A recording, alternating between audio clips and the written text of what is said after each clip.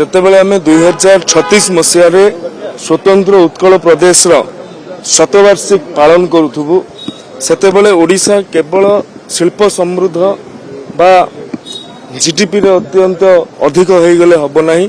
ओडिशा सुस्थ होवार आवश्यकता अछि एवं सुस्थ ओडिशा गठन करिबा पई सबुठु सरल पद्धति हैला जोग। एथर जोग दिवस रे जो हमर थीम रही जे निज पई जोग, स्वयं पई जोग, समाज पई जोग।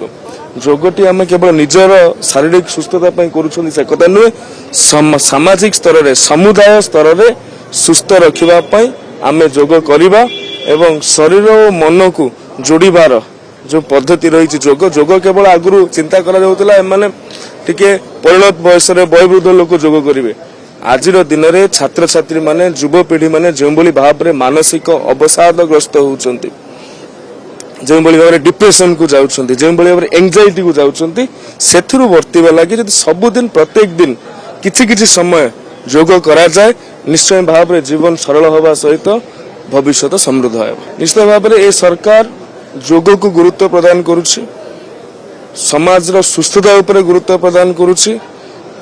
जदि कौन कथा आपण सम्मुख को आसी विचार विभाग अधिकारी मान सहित कथा है कि के भाव में पुनर्स्थापना करा जाई परिबो, निश्चय व्यक्तिगत प्रयास रहिबो। मु कहली जे भारत देबार विश्वास करे, आमे अनेक किछि विश्व को प्रदान करिसंती।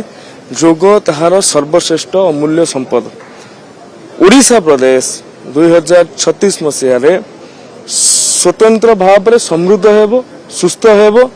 पूरा विश्वर जदि नजर ओडिशा उपरे रहिबो, भारत वर्ष रे सामाजिक सुस्थता दिगरे ओडिशा तार प्रतिनिधित्व करू, संपूर्ण विश्व मानचित्र रे एक स्वतंत्र स्थान अधिकार करू, यह हमर कामना रहिबो।